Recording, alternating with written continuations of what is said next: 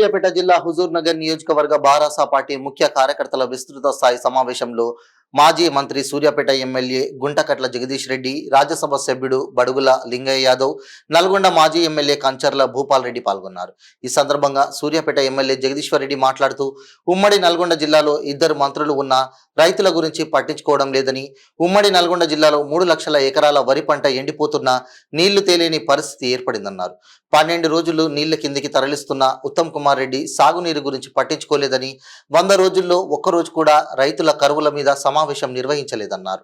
BRS party నాయకులు, senior నాయకులు, మండల పార్టీ అధ్యక్షులు, ఎక్స్ ఎంపీపీలు, ఎక్స్ జెడ్పీటీసీలు, ఎంపీపీలు, నీటి సంఘాల నాయకులు, రైతు సమన్వయ కమిటీ నాయకులు, సింగిల్ విండో చైర్మన్లు, డైరెక్టర్లు, పత్రికా విలేకరులు, మహిళా సోదరిమణులు, అన్ని స్థాయిల్లో ఉన్నటువంటి బీఆర్ఎస్ పార్టీ నాయకులందరికీ కూడా సూర్యాపేట జిల్లా బీఆర్ఎస్ పార్టీ అధ్యక్షునిగా, మీ అన్నగా, తమ్మునిగా, మీకు 35 ఏళ్ల నుంచి ఆత్మీయ స్నేహితునిగా మీ అందరికీ నా ప్రత్యేకమైనటువంటి నమస్కారం తెలియజేస్తున్నాను.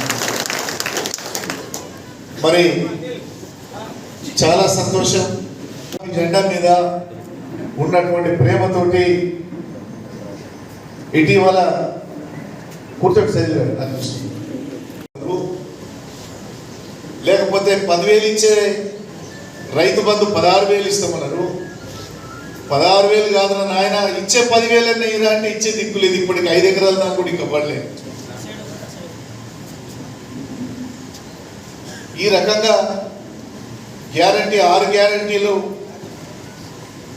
తక్కువ ఖర్చుతోటి మొదలు పెట్టిండు. బస్సు ఒకటి, మహిళలకు ఫ్రీ ఒకటి అని, గ్యాస్ సిలిండర్ ఒకటని, 10 లక్షలకి ఒకటి, ఆరోగ్యశ్రీ అని, అవి ఏదో కొద్ది రోజుల వరకు ఈ ఎలక్షన్ల వరకు, పార్లమెంట్ ఎలక్షన్ల వరకు వాటిని నడిపేట్టు చేసి ఎన్నికల కోడ్ రాగానే అది కూడా తప్పించుకునేటువంటి పరిస్థితికి వచ్చింది. సరే, ఈ పరిస్థితి ఉన్నది. సరే, దాని మీద ఈ నియోజకవర్గంలో ఇంకో కథ అయింది.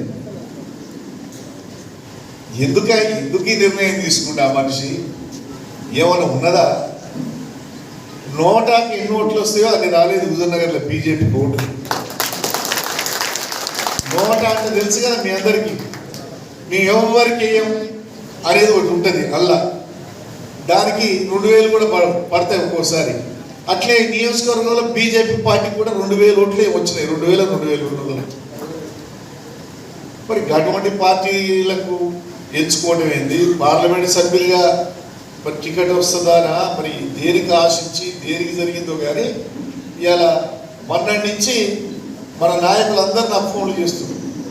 సారు మాతోడు మాట్లాడుతానంటుండ్రు, మమ్మల్ని రమ్మంటుండ్రు, మాతోడు అంటే నాకు ఒక ఆశ్చర్యం అనిపిస్తుంది. హుజూర్ నగర్ నియోజకవర్గం బీఆర్ఎస్ పార్టీ నాయకులకు నేను జిల్లా అధ్యక్షుడిగా మీకు 2 చేతులు ఇచ్చి దండం పెట్టాల్సిన మిత్రులు సైదిరెడ్డి గారు పోగానే నాకు 100 మంది ఫోన్లు వచ్చింది.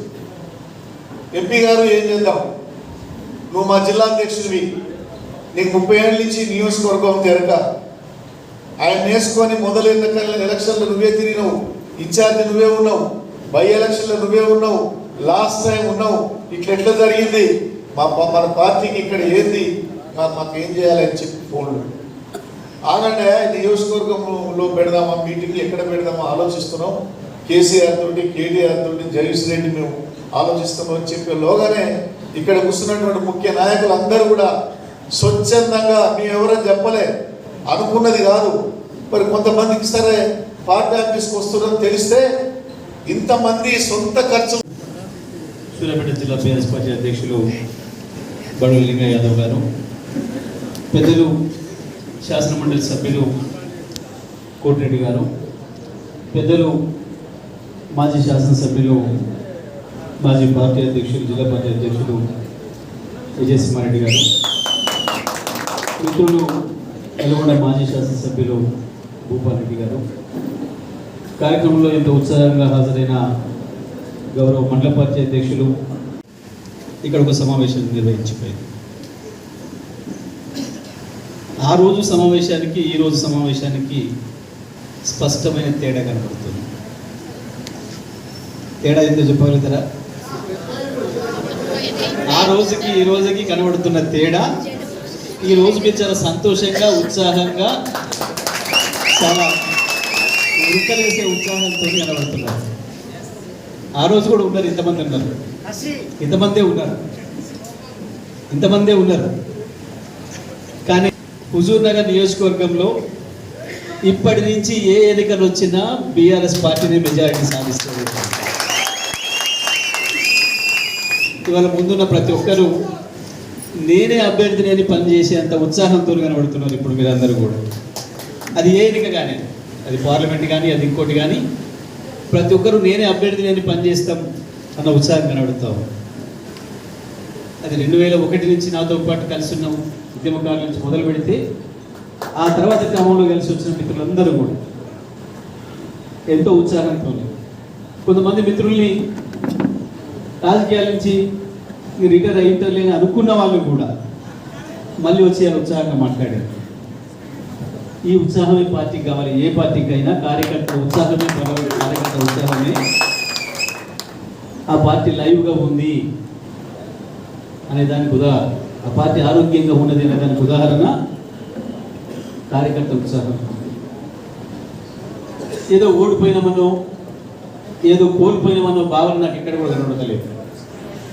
స్వేచ్ఛ వచ్చిందన్న భావన కనబడతావు, స్వేచ్ఛ వచ్చిందన్న భావన కనబడతావు.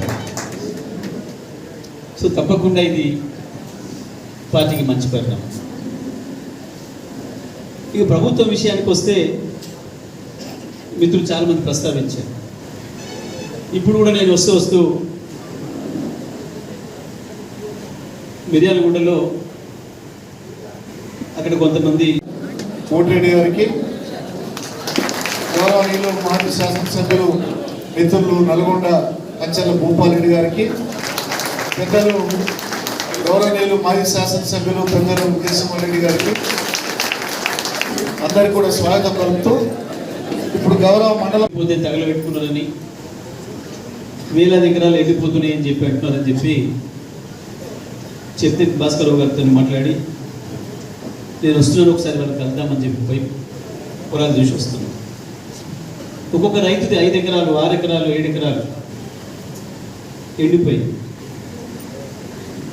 సొంత పొలం ఉన్న రైతులు 20-25 వేలు పెట్టుబడి పెడితే కౌలు తీసుకున్న రైతు 35 వేల పైన పెట్టుబడి పెట్టాడు. ఇంకా నీళ్ళు పోయింది, మొత్తం రూపాయి కూడా మళ్ళీ వచ్చేది లేదు.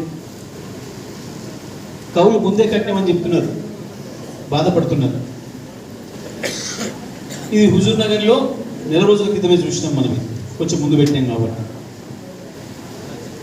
హుజూర్ నగర్ అయినా, అది మిర్యాలగూడ అయినా, నాగార్జున సాగర్ అయినా, కోదాడ అయినా, సూర్యాపేట అయినా, తుంగతుర్తి అయినా, నల్గొండ అయినా, జిల్లా మొత్తం ఇదే పరిస్థితి ఉంది. వాళ్ళ జిల్లా మొత్తం ఇదే పరిస్థితి ఉంది.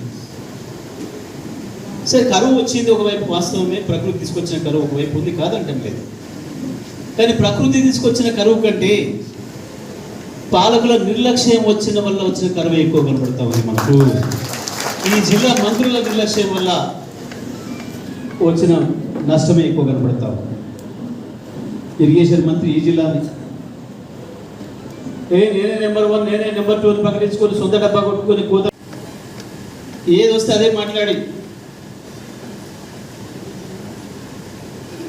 ఈ ప్రపంచంలో ఎవడాడనని అబద్ధాలు ఆడి అధికారంలోకి వచ్చేది. మేము ఇచ్చిన హామీల గురించి అడగడం లేదు, ఇంకా ప్రజలకున్న తక్షణ సమస్య మీద స్పందించమని అడుగుతాము. ఇచ్చిన హామీల విషయం ఒకవైపు ఉంది, కానీ ఇది కరువును మించి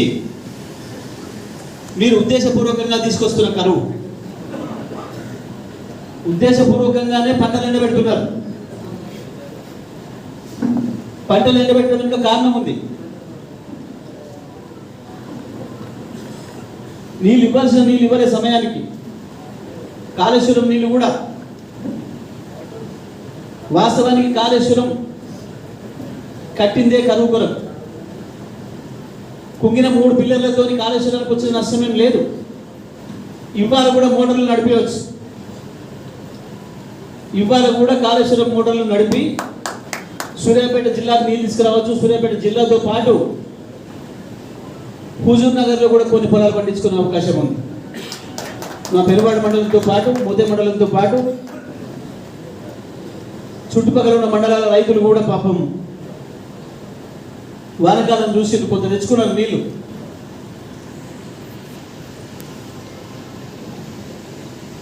కరెంటు కావాలనే ఇవ్వలేదు. పంటలు ఎక్కువ పండితే ఇస్తామన్న బోనస్ గుర్తొస్తుంది రైతులకు. బోనస్ ఏదైనా నిలదీస్తారు, కానీ బోనస్ ఇచ్చే ఆలోచన ప్రభుత్వానికి లేదు. కొత్తది అడగలేము మేము. పాత రైతు బందే ఇవ్వండి అని అడిగిండ్రు రైతులు. కేసీఆర్ ఇచ్చిన రైతు బందే, కేసీఆర్ తయారు చేసి పెట్టిన పైసలే మాకు వస్తలేవు అన్నందుకు చెప్పుతో కొడతానంటాడు వాడు. రైతు బంధు రాలేదని ఎవడనంటే చెప్పుతో కొట్టమన్నాడు వాడి బలుపు. చెప్పుతో ఎవరిని కొట్టాలి ఇప్పుడు? ఇప్పటికి కూడా రాలేదు రైతు బంధు. ఏం చేసిరా పైసలు? పైసలు ఉన్నాయన్న మాట అందరికీ తెలుసు.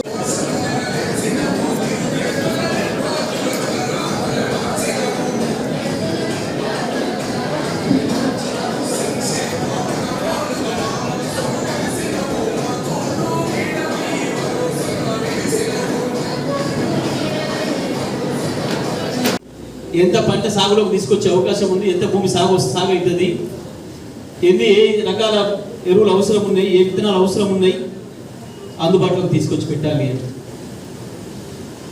పంట నెల రోజుల కోతకు వస్తుంది అనగానే ఎన్ని కొనుగోలు కేంద్రాలు ఏర్పాటు చేయాలి, ఇంకా ఎక్కువ అవసరం ఉన్నాయా, గతంలో కంటే పంట పెరిగిందా, ఏం జరుగుతుందనే సమీక్ష చేసి. ఈ ప్రభుత్వం వచ్చినాక పంట నాటు మొదలైంది, సమీక్ష లేదు. కోతలు మొదలైన సమీక్ష లేదు. ఇంతవరకు కొనుగోలు చేస్తారా లేదా అనే దాన్ని కూడా సమీక్ష లేదు. ఇవాళ రైతులు మళ్ళీ గగ్గోలు పెట్టారు. మొన్నటిదాకా 2700 కొన్న ఓట్లు ఇవాళ 2200 అయింది అని చెప్పి వాళ్ళు గొడవ మొదలు పెట్టారు. మీరు ఏం జరిగింది ఈ జిల్లాలో? 100 రోజుల పరిపాలనలో మంత్రులు 100 కోట్లు వసూలు చేసుకున్నారు, రౌడీలాగా, గుండాలాగా, వీధి రౌడీలాగా, తప్ప ప్రజల కొరకు పనిచేయలేదు. వ్యాపారస్తులు భయపెట్టించి, మిల్లర్లలో చిన్న చిన్న లోపాలుంటే వాటిని చూపించి బ్లాక్ మెయిల్ చేసి, క్రషర్ మిషన్లలో చిన్న తప్పేదలు ఉంటే వాడిని భయపెట్టించి, కాంట్రాక్టర్లను భయపెట్టించి కోట్లాది రూపాయలు వసూలు చేసుకున్నారు తప్ప ప్రజల కరువు పరిస్థితి ఏంది అన్న సోయి లేదు. ఏ ఒక్కడు కూడా ఒక రైతు దగ్గర పోయి పరామర్శించేది లేదు ఇప్పటి వరకు. ఓవైపు ఆటో వర్కర్లను చంపిండ్రు, ఆటో డ్రైవర్లను చంపిండ్రు. మళ్ళీ వీళ్ళ నిర్వాహకం వల్ల కరెంటు పోయి రాత్రి కూడా పోవాల్సి వచ్చి